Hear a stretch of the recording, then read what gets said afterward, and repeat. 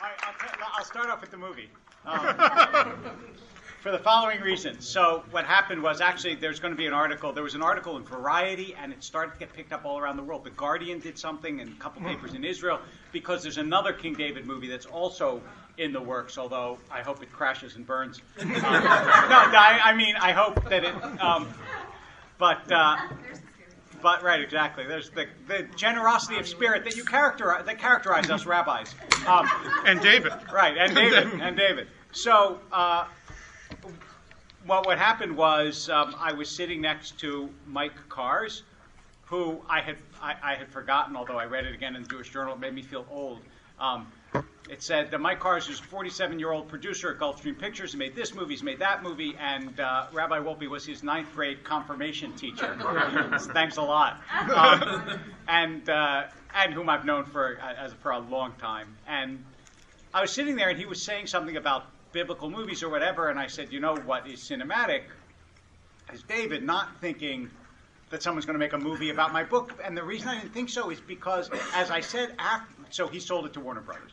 After Warner Brothers bought it, I said to him, not to them, for obvious reasons, I said, they are aware of the fact that this story is available in the drawer of every hotel room in America, aren't they? They don't need my book to tell the exact same story that they can read. And he said, yeah, but they like to have a property. That's just how it works. So I said, great, good for them. Yay for the movie business. So they option it, which those of you, the funniest part is, just so you should know, optioning a movie will buy you a fancy dinner in Beverly Hills. It's not, you're not going to get rich on it, but you should see the letters from my brothers, where you're buying, you're buying us all. Right. So if the movie gets made, then it will help with my daughter's graduate school, even though she has not yet gone to undergraduate school. Not that I'm pushing or anything. So, just hoping. Right, exactly. Just hoping if it's good for her. Only if it's good for her. So, David. The thing about David, and I'm going to just divide it up into a couple of different strands and talk about those particular strands. The thing about David that struck me, apart from his being my namesake and the namesake of so many other people since going through, I went to day school my whole life, and I was never the only David in the class, is his ubiquity in the Jewish tradition. He's everywhere, and we sing David Melech Yisrael, Chai v'Kayam, and so on, and yet, other than David and Goliath, most people don't know his story, which is also surprising because it is the most fascinating, complex, and deeply human story in the Tanakh, by far. Nothing else compares. With no other character do you have as many interactions with women of all different kinds. With no other character do you have a cast of... The way I put it in the book is, if you know all the story of David, usually with a great figure of history, even if you pair them up, you get one other person. So you think of, for example, Heloise and Abelard, or Romeo and Juliet, but with David, there's David and Jonathan, and David and Goliath, and David and Saul, and David and Solomon, and David and God, and I could name 2 or 3 others. David's minor characters, so to speak, secondary characters, are more fascinating than the major characters of other stories. And his relationships are divided up, and I want to talk about 3 different areas. I want to talk about family. I want to talk about women. Those obviously overlap, but they're also a little bit distinct. And then I want to talk about David as a sort of historical warrior king, but problematic figure. A lot of David's story is bound up with family, and I'm going to skip huge swaths of the story. As I said to the rabbis earlier, one of the challenges was to make a clear story in the 150 pages out of a lot, since it's so rich, and I cut out, even from the book, a couple of incidents because the names start to get confusing and overwhelming. But David is anointed by Samuel, who's the high priest. And when Samuel comes, what God says is, go to the house of this Jesse the Bethlehemite, and there you'll find the new king. So Samuel dutifully goes off to the house of Jesse. I'm missing one. I actually should mention one thing along the way that may strike you as interesting and something you don't expect in the Bible. Samuel says to God, I don't want to go off the house of Jesse and anoint the new king, because if I do, the current king, Saul, if he hears that I'm doing this, is going to kill me, which is true. Saul would kill him. So God says to Samuel, tell everyone that you're going off to sacrifice to me. In other words, God instructs Samuel to lie. Now, that's pretty cool. We don't normally get God telling people to lie. And it's a white lie, because it saves his life. And he is going off to sacrifice, but that's not the real reason, right? That's, like if you're going out to rob a bank and you say, oh, I need some cash. It's not really the point. And he is going to sacrifice when David is anointed, but the point is to anoint a new king. Nonetheless, Samuel goes off, and he comes to David's house, and he says to Jesse, present your sons. And out comes Eliab, who's the firstborn son, who's tall and handsome and a strapping figure of a man. And Samuel thinks this must be the guy, and God says, pay no attention to his appearance or to his stature. I've rejected him. Because I don't see people the way you do. Because people only see what's visible. Adam yireh la'einayim. You only see with your eyes. V'Adonai yireh la'levav. But God looks into the heart. So Samuel says, next, please. And Jesse brings out all 7 of his sons, which in the Bible is the perfect number. And none of them is the king. And then Samuel has to say to him, are you sure you don't have any more kids? So in other words, not only is David the youngest, but Jesse literally forgets to introduce him to the company. And that idea of here's the neglected child with the driving ambition to be noticed should be kept in mind throughout David's story. So Jesse goes, oh yeah, there's the youngest, and guess what he's doing? He's out back tending the sheep. And if you know the biblical tradition, Jacob is a shepherd, Moses is a shepherd. The whole idea of being a shepherd is very powerful in the Jewish tradition.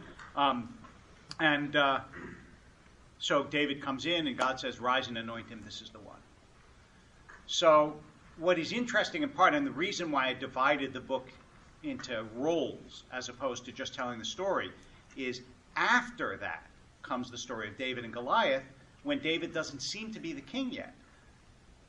And after that is a story of David's going into Saul's house. Saul, who has Saul's the previous king, the first king of Israel.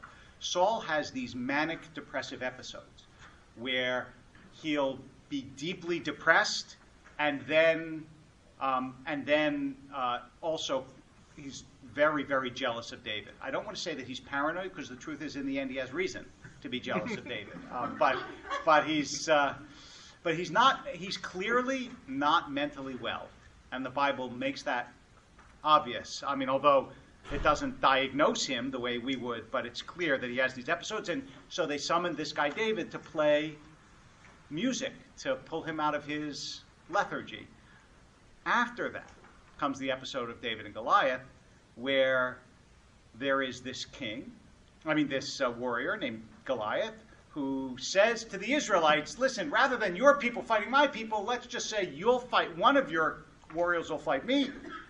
We'll save a lot of bloodshed. Whoever wins, if we win, you'll be our slaves. If you win, we'll be your slaves. By the way, obviously you know that Goliath loses and they don't become their slaves, so it was a sucker's bet anyway. But Saul can't get anyone to fight this guy. And so day after day, Goliath comes out and taunts them. And remember, though, especially if you've been to Israel, but even if you haven't been to Israel, remember that we're talking about like people standing over there and people standing over here. When we talk about ancient battle scenes, we're not talking about people who, we're not talking about Beverly Hills fighting the Valley. We're talking about people like, Beverly Hills fighting Beverly Hills. They're right next to each other. They can see each other. So David comes, and again, I'm not going to keep saying, I just spoke about some of this to the rabbis, so I won't, those of you who are here, forgive me for repeating, and I'll just say at that time, and now I'm going to pretend that I'm not repeating. But the first utterance of a character in the Bible is often characteristic of who they are. It tells you something about them. So Abraham's first utterance is Hineni, I am here. That's very Abrahamic.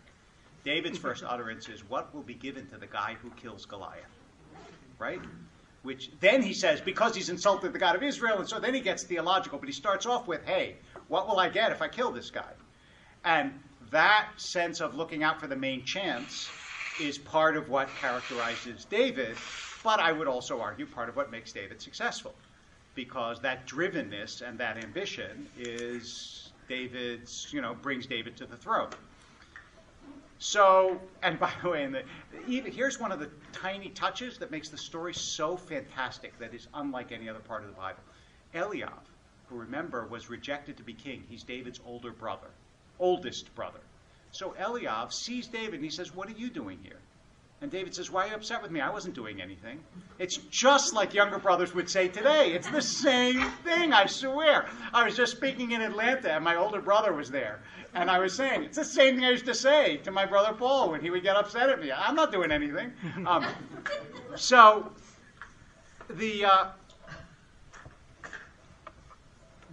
David comes to Saul, says, "Look, I'm a shepherd, and when there were wild beasts, I would kill them, and I'm going to go up against Goliath." And so David goes up against Goliath, and the truth is that even though we think of him as the underdog, he's not the underdog, because Goliath has a spear, but David has a long-range weapon. It's just that he doesn't say that, and he doesn't appear to be, and he comes at him. Goliath says, "Why are you coming at me with a stick?" Because presumably David had his shepherd staff, which lulls Goliath into this complacency. This little kid thinks he's going to beat me up with a stick. And instead, of course, he hits him with a slingshot and then cuts off his head with his own sword. The David that is that prodigy then begins to be hailed through all Israel. The first encounter that David has with women that we know of is the women of Israel saying, "Saul has killed thousands, but David has killed tens of thousands." That's what starts Saul being wildly jealous of David, which makes sense. And the first half of the book is really, first of all, it's in the book of Samuel, because Samuel's the first major character, really before David comes along. David and Samuel he anoints him, but then Samuel dies. It's the book of Samuel, and there's Samuel 1 and Samuel 2. It's just divided up because scrolls are very unwieldy, and you couldn't carry that big a scroll, so they divided it up into Samuel 1 and 2, but it's all one long book. But the story of David is really divided up into two halves. In the first half, Saul, the king, is pursuing David and trying to kill him. When Saul finally dies in battle, the second half of the book, the major episode, is David's son, Avshalom, rebels against him and tries to kill him. So in the first half of the book, David's running from his surrogate father. In the second half of the book, he's running from his son. It's the family dynamics are incredibly complex and interesting about what David goes through and about how he's raised neglectfully by his father. Doesn't even introduce him to the company, right, when Samuel comes. And I think it's fair to say is a pretty awful father himself, at least judging from the results from his children, although in the end Solomon and he seem to have some kind of bond. But he spends a lot of time running from Saul, the first king, who wants to kill him, but periodically brings him close. And it actually says explicitly in the text, I'm going to hold this up like it's the Bible, not that I'm not suggesting, but I'm just, no, it's, Slam it. Right, exactly. In this bare book. So this will save you. Andrew, this will save you. You It's heathen. the movie thing. It's the whole. You're Right, exactly. It's gone to my head. What can I tell you? This, soon to be a major motion. This Bible will be a major motion picture. I believe. Right. I believe. I just want you to know the odds that actually, as everybody keeps telling me, who's in the movie business, just, the chances that it will actually be a picture. So, anyway, but David beat odds before. No, but the Saul's chasing him. In this, it says in the text, David, which means beloved, right? That's what the name means. Saul loves him.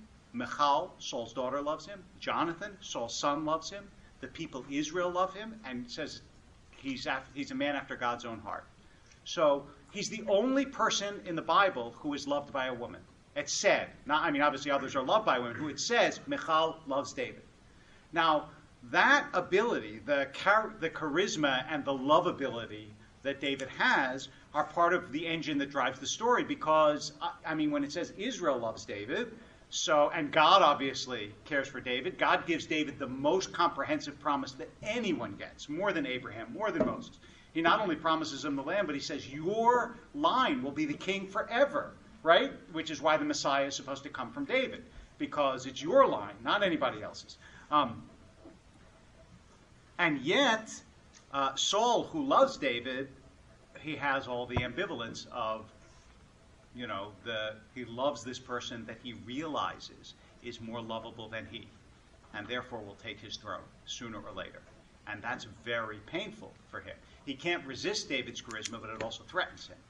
So Saul decides he's going to marry David to his daughter.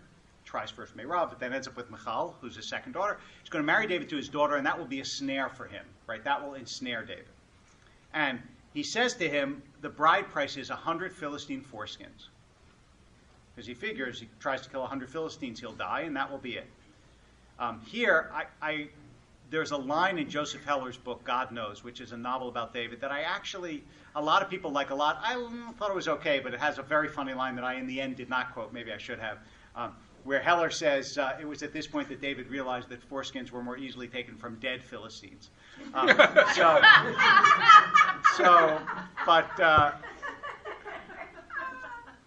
I'll tell you what I did. I did actually quote, and I will quote to you because it's a great line. One line from Heller's book that is. Let me see if it's in the index. God bless indexes. Yeah, it's on page 138. In case you're wondering, this is what Heller writes. Heller writes as though David is writing the book, okay? And he writes, where is it? It's supposed to be, there we go. This is what David says. David's writing in Heller's book that his story is the best one in the Bible. But it's also beautiful what he writes. I've got the poetry and the passion, savage violence, and the plain, raw, civilizing grief of human heartbreak. Isn't that a beautiful line? And that's true. It's really there. Everything is there in this book. So David ends up killing 200 Philistines and marries Michal. And Saul ends up trying to kill David, and Michal saves his life. And then Jonathan, Saul's son, saves his life. And Jonathan is a good example of something that's true over and over again. I want to make sure to at least leave a little time for questions. Something that happens over and over again in the book of David, which is you don't know if David did it deliberately or whether it's just a function of what happens. So whether Jonathan and David were homosexual lovers or not, you can argue it either way. And I don't want to spend a lot of time on that. Really, you can argue it either way. There's evidence for and there's evidence against. But what is clear is that Jonathan is next in line for the throne. And David can't kill him, even if he wanted to, because, you kill the king's son, and all of Israel will. That's, The only thing he could do is what used to be called co-opting. He has to get Jonathan to agree that David should be king. Even though he married Michal, the king's daughter, Jonathan still comes before him. But if you get Jonathan to love you and give up his kingship for you, which he does, and you marry the king's daughter, which he does, you're pretty much set yourself up as an heir apparent. Now, does that mean he didn't really love Michal and he didn't really love Jonathan? You can argue it either way. If you want to see David as an opportunist, you can see him that way. If you want to see someone who came to Saul's family and found the family that he never had and really loves them, you can see it that way. And this happens over and over and over again in the David story. Repeatedly, his enemies get killed, and he gets upset that they're killed, and he puts to death the people who killed them. So you can see that as he really doesn't like the idea that Ishbosheth, Saul's son, who challenges him later for the kingship, he doesn't like the idea that someone would raise their hand against the son of Saul. And so he kills the people who killed Ishbosheth because he's outraged that such a thing should happen. Or you can say he wanted Ishbosheth dead. He sends people to go get him. They get him, and then he kills them. So the only people who know that he, in fact, you could see it either way, right? And that's one. How you read it depends in part on how you read it. Just like the I was going to use the word climactic, and then I realized that was a very bad word to use with the Bathsheba story. I have to think of another word. I have to be careful. The story that is in some ways the peak of David's both sinning and redemption is when he's he sees on this roof this woman bathing, Bathsheba, and by the way, she's identified as the daughter of and the wife of. In other words, she's taken. She's really taken. She has 2 male close associates. Nobody should touch her. David sees her. David's not even supposed to be around because all of his troops are out fighting. And the chapter begins, this is the time of year when kings go to war, but David's walking around the palace. Right? So he's basically fat and happy. Israel loves him. He's the king. Everything's great. And he sees Bathsheba, and he calls on her, and he gets her pregnant. And then he gets scared because now he's impregnated one of his soldiers' wives. And even in Israel, that's not great. Whether it would end his kingship or whatever, but he doesn't remember that Israel has still a strong priesthood and prophets and all of that. So what he does is he calls for her husband, Uriah, who's a Hittite. In other words, he's a non-Israelite tribe that's fighting for Israel, right? Like a Bedouin today, basically. And at the time, it was all tribal. We think of it as countries. They didn't really have countries. They had tribes that were in confederations. So he calls for Uriah. Uriah comes home, and he tells him he asks for a report from the battle, and then he says, now wash your feet, which is sometimes in the book of Ruth seems to be a synonym for sex or uncovering your feet, or maybe it's just his subconscious after having seen Bathsheba washing. He says, and go home and sleep with your wife. And Uriah says, how could I do that? How could I sleep with my wife when the troops are in the field? I couldn't be that disloyal. So David, who's now getting desperate, and has unfortunately messed around with the wife of an upright man, more, by the way, even though a Hittite clearly more upright than he gets him drunk.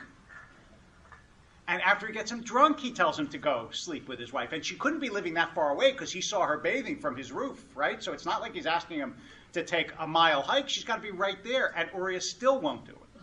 And then David does the most cynical act of cruelty in the Bible, which is he writes a note and seals it with the king's seal and gives it to Uriah. And the note says, put this guy in the front of the battle and make sure he's killed.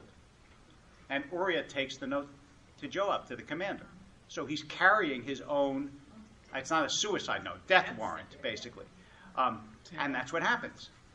He gets put in the front of the battle, and he's killed.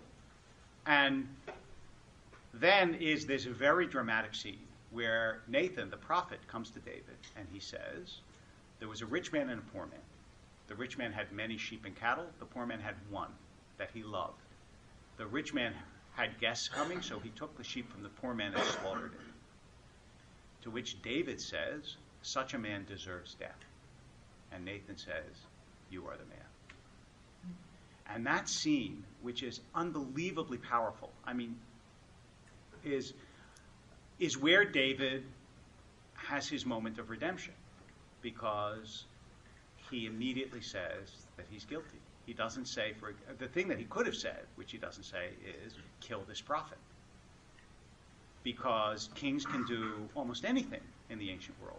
In fact, I mentioned in the book that when doing research of this, there was a passage in Herodotus, the ancient Greek historian, where he says the Persian king Cambyses wanted to marry his sister. And he asked the wise men of Persia, can you find a law that will allow me to marry my sister? And they came back and said, we can find no such law, but we did find a law that said the king can do whatever he wants. So there you go, right? But David is from this, I mean, to make a very long story short, David is from this, he's punished by the death of the child that he and Bathsheba have together, which is another question, but that's how God punishes him. And then the second child they have together is Solomon, who eventually becomes king.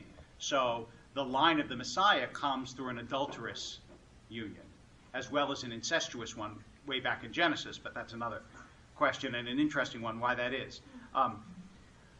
The two other things I wanted to say really quickly are also David, on at least 4 occasions that I can think of offhand, David not only listens to, but changes what he's going to do because of the advice of women.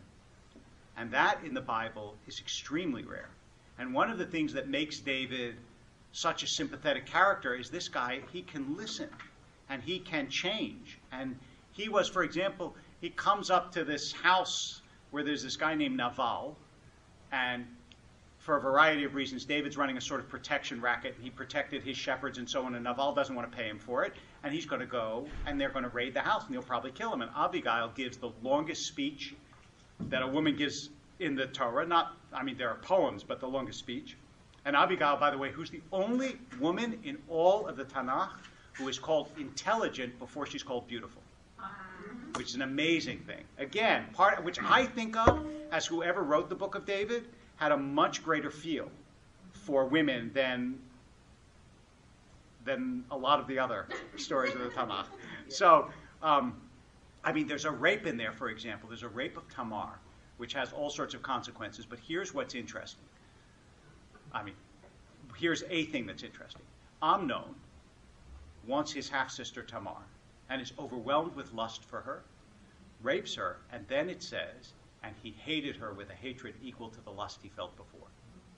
Now that's written by someone who understands how the dynamics of when people talk about rape being about power and not about sex. This is someone who understood the dynamics of it and wrote about it, and it's there in the Tanakh, and most people have no idea that such.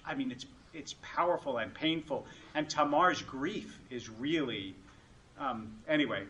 So Abigail gives him a long speech and says, "Don't do this.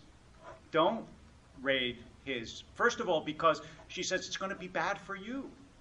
You don't want to start your kingdom by being the person who raided this guy and killed and so on and so forth. And she goes on, and eventually he doesn't. And fortunately, Nabal dies of a stroke. That's what happens a week later, but who knows? Maybe David stroked him. We have no idea. Yes, exactly. In the not used sense of ensured that he had a stroke. But in the end, and there's so much that I'm leaving out. Some of it really quite fascinating and wonderful, but I want to leave at least a little time for questions. In the end, what intrigued me about the David story were the two major questions that I was most interested in. Were one, does David, who is continually talked about as being loved, himself love? Look at the subtitle of the book is The Divided Heart. I think David was an extremely complicated figure, and I don't think any single explanation of, he was Machiavellian or, he was a naif, either one does justice to who he was. And the second question is, why does David get to be the one who's chosen to be the progenitor of the Messiah? Why David? There are a lot of other choices that you could make other than David, who does some really awful stuff, even though he does some wonderful stuff. The wonderful stuff, among other things, the accomplishments I should mention, just to be fair to David, is there's no imputation of idolatry. A lot of kings in Israel are idol worshippers, but David is not. He constantly prays to God. Even when he's running from Absalom, there's a very dramatic scene where this former king, weeping, and running for his life from his own child, turns to God. He founds the city of Jerusalem, which was a stroke of genius because, like Washington, D.C., it's between the northern and the southern kingdom. It's a sort of border city between the two, and therefore a perfect place to rule the whole country. He basically eliminates the Philistine threat, which is the greatest threat to Israel at the time, and also he keeps the country united.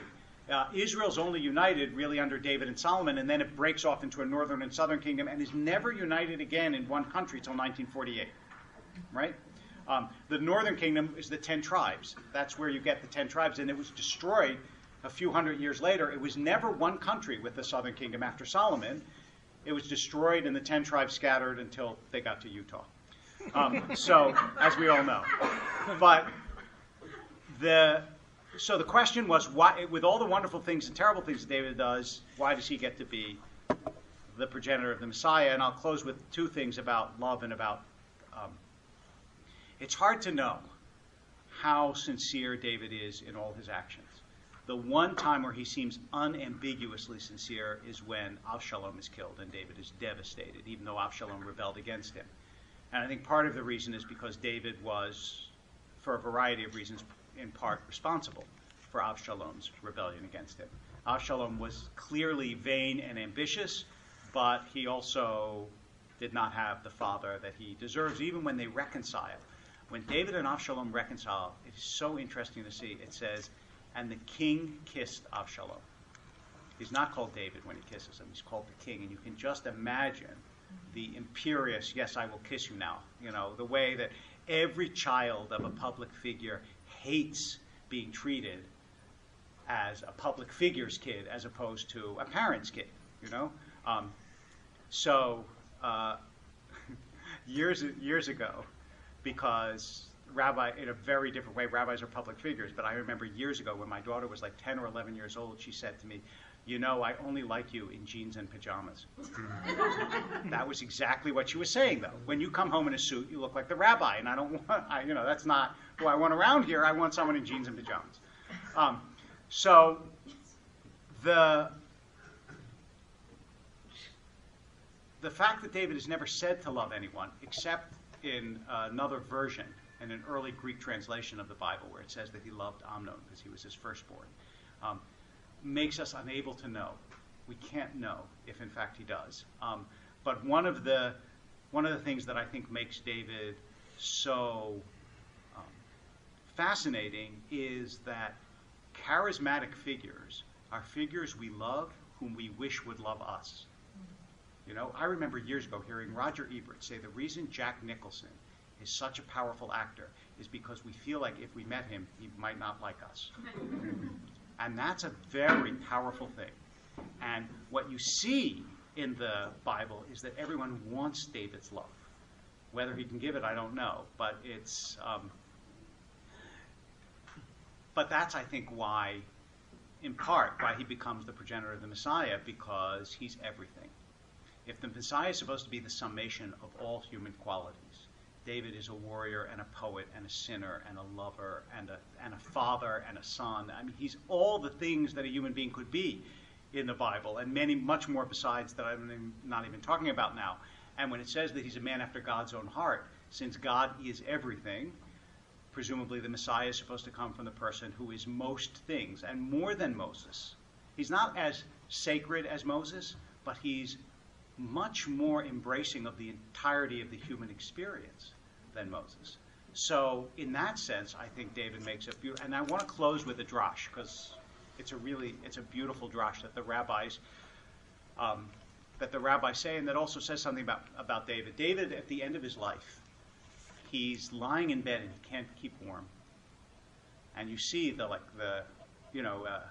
think who was it? Who says, I'll think of it, but I don't remember who it was who said old age is a shipwreck, right? And that's what you see with David, that he's shipwrecked on old age. So David's lying there, and they get a virgin named Abishag the Shunammite to lie with him and try to warm him, but he still can't keep warm. And it says explicitly that he doesn't have sex with her. So in other words, he's impotent, both as a king now, they've got to find a new king, and also as a man. And the first chapter of the book of Kings says, Melech David Zaken Ba Bayamim. King David was old, advanced in years. The next chapter, it says, Vayikrevu Yemei David Lamut, and David was dying. And the rabbis notice that in the first chapter, when he's old, it says King David was old. But when he's dying, it says David was dying. Because when you face death, you don't face it as a king, you don't face it as a professional, you face it as David, as whoever you are. And so even in that very small difference, there's something inexpressibly human about this character that makes him different from other characters in the Bible, and makes him David. So, questions, comments, whatever. Yeah, please. Who's going to play him? Well, you know, a lot of people have asked me that question, and I will tell you my stock answer now. I mean, if it ever gets to be that anyone does, somebody with great physical charisma has to play him, like a Daniel Craig kind of person, somebody who really bursts off the screen, because that's what David seems like. Yeah, go ahead. My question is really more about the person who wrote it, because you person said, or people. right? Because clearly that told a Yeah. different story than previous Yeah. stories, and I wonder, like, as you found that voice different than. So, Baruch Halpern, who wrote the most comprehensive scholarly book in English, it's not only, I mean, parts of it, he does a very smart thing. Parts of it are really intensely scholarly, the archaeology part, and he tells the reader, you can see, if you're not interested, you can skip this part. But he says, and I think he's right, that this is the first biography in history. David is the first human being that we meet. I mean, Jacob is close, but David is a full human being. And so part of me wants to say there's no accounting for genius. Because Chronicles, which is written after after Samuel, is the same story made boring. It takes out, honest to God, it takes out all of the really human parts and makes them in the stilted style that a lot of people think the whole Bible is written in. So that's part of it. But I think, taking a wild guess, I would never defend this, certainly not in front of anybody who is really a scholar who would challenge me on it. But taking a very wild guess, I think that it was written by someone who was defending David in front of a crowd of people who knew David, or who at least knew enough stories of David that he couldn't make him into a cardboard figure. Because they would say, well, we all know the story about Bathsheba, so what are you talking about? Or we all know that David killed this village, so how can you pretend he didn't? So I think that it was partly the human desire to tell a story, and partly the inability to make it false, because too many people knew. Because one thing that I didn't say actually in the previous session that maybe I should have is, like with any biblical character, some scholars argued that David didn't ever exist. But about 15 or 20 years ago, a couple things have come to light. But one thing in particular was an inscription from a non-Jewish king, a little less than 200 years after David died, that says Beit David. So you don't say that. I mean, 200 years is not a very long time in human memory and societies that are oral and pass down memories. You don't say that as a non-Jewish king about somebody who never, the house of David, there had to be a David. So in any case, someone left their lights on. Well, and then I guess the question is, the strong female voice could be. You could a follow statement Harold of the Bloom. time, Right. or You could follow Harold Bloom and think that a female wrote part of it. I mean, who knows? It's possible. It's certainly possible. So, yeah. You're going to... I was going to say earlier that we were very blessed to have you today, to have your insight and wisdom, and that we have taken a vote and we've decided you should play yourself. Yeah, right. First of all, I'm too old. David, we're doing most it of would be all right. Yeah, right. Exactly. Otherwise, yeah. And also I can't act, and have not acted since I was Judd in the high school production of Oklahoma at Akiva Hebrew Academy in Philadelphia. And all I can say is nobody came up to me afterwards and said, "You have a career in acting." So, but it's Thank you. I have a question too. It would seem that there's even autobiographical material to enrich this biography, and I wonder where you draw Tehillim into your reading. Well, yeah. So I had a real tough time at the beginning trying to figure out how to put Psalms in, because modern scholarship assumes that the Psalms are probably not the product of David's pen, but traditional Jewish tradition says they are. And if they are, it's possible that one could be, or another one could be, because there are at least a couple of things in the Samuel story, in particular the lament for Jonathan and Saul, that seem like they could be from David's pen, although they could be formulaic. You don't know. So what I did was I used a couple of the Psalms, saying they illuminate things about David's life, no matter whose pen they came from. And Psalm 51, which is the penitential psalm, and just the idea that David was a poet is a very powerful idea, that he was an artist as well as a warrior. Again, one of the things that makes him so, and also, by the way, made him so influential throughout the history of kings, because later kings had artistic and intellectual aspirations in part because of David. They didn't want to just be, as I said, Shakespeare's clearly influenced by David. You see the stamp of David in several plays, the Henry plays, and also even in Hamlet, where Hamlet feigns madness. David does the same thing in front of Achish, who's the Philistine king. And it works. So, which is another thing. I mean, the fact that David could do that, is just one more dimension of his character. See, David could have played David, but I'm afraid he's not available. So, yeah. So, as his namesake, you're David. Do you think your parents named you that because of the biblical? Well, so I actually say in the prologue why right. Having that name, So my father's father died when my father was 11, and he was raised in large part by his Uncle David. So I was named for Uncle Dave, was the way he called it. So I was named for him. But I talk about my interest in the name first coming about because my father left this message in the high school that I went to in Akiba, which had like 25 people in the graduating class. It was a Jewish high school in Philadelphia. So every parent got a page to write a message to their kid. And you have to bulk up the high school thing a little bit. We didn't have a football team. So, and I was on the chess team, but you can't put too many pages of the chess team. So my father's message was about how David sang many songs and the people loved David. I have the exact wording in the prologue. And when I saw that, I remember at some point I thought, wow, this is amazing, this is beautiful. And then I went and looked in the book of Samuel and it wasn't there. And I realized that he sort of conflated the themes of David's life and that's why there's one set of quotation marks but not another. And I don't know if they I never asked him, unfortunately, whether it was misprinted or whether he did that deliberately, and there's no verse quoted. But then I began to be interested about why David would be beloved, and that was the first time I remember reading the book of Samuel and thinking, I don't know about this, because he's a very problematic character. And then when I studied again in rabbinical school with the commentators, I got a greater insight.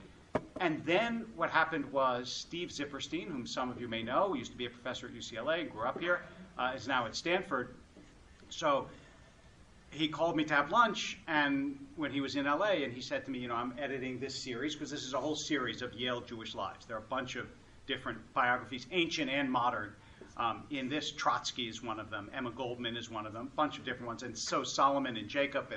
And so we're sitting at lunch, and he said, I'm editing this series of Yale Jewish lives, and we'd be interested in having you write one. He said, we assume you would want to take a biblical. You can take anyone you want. We assume you'd want to take a biblical figure. Moses is taken. That was exactly how he put it. It was very funny. Alan Dershowitz apparently doing Moses. Lawyer, law. So I said, okay, well, I'm not going to argue with Alan Dershowitz. So I said, anyway, I would have taken David. I mean, even if he had said, you can take any Jewish life, I would have taken David for two reasons. One, because I was always fascinated in the namesake and all that. And two was because I knew that I didn't know him as well as I wanted.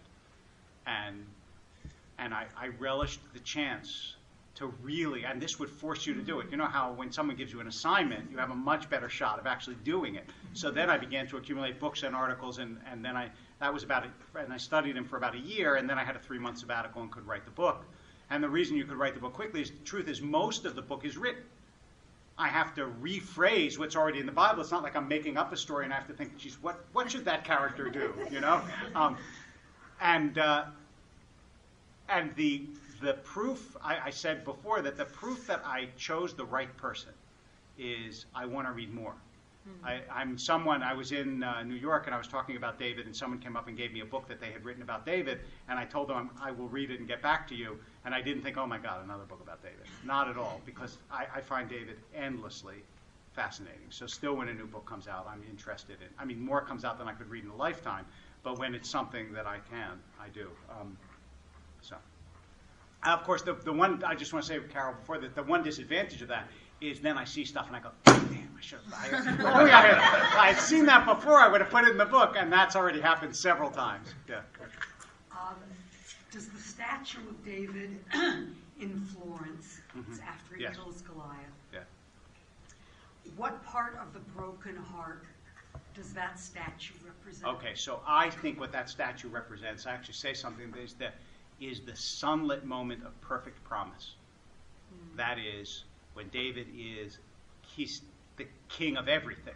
I mean, he may not be officially the king, but he is the beautiful golden child. And you know Shakespeare's lines that golden lads and girls all must as chimney sweepers come to dust. So you know from that pinnacle there's going to be a fall. Let me just tell you one thing that I realized that I knew before, but I didn't think about in the course of writing the book, and so I didn't mention it, which I should have talked about to the rabbis, because this is actually a very rabbinic, which is, although he doesn't distinguish it between Moses and David, John Levinson, who's a Bible scholar at Harvard, wrote a wonderful, short, and very readable book called Sinai and Zion, talking about the two different traditions in the Bible. And they're really the traditions of Moses and David. Moses represents Mount Sinai. David represents Mount Zion. Moses represents the wilderness. David represents the land. Moses represents the law, but David represents the government, which is not the same. And so they're really, and Jewish tradition needs both. And I think, my own amateur theory, is that part of the discomfort that Jews have with Israel is not just about whatever policies or so on and so forth and all that stuff. It's also deep in our DNA. The Moses tradition is the part of us that doesn't like the idea of being settled and likes the idea of a diaspora and likes the idea of wandering and likes the idea of Sinai. And the David tradition is the state tradition. And they're not the same. So, but I didn't write about that in the book, and I actually thought about it later. It's its own whole book. Yes, right. Anyway, thank you. Thank you so much. Thank you very much.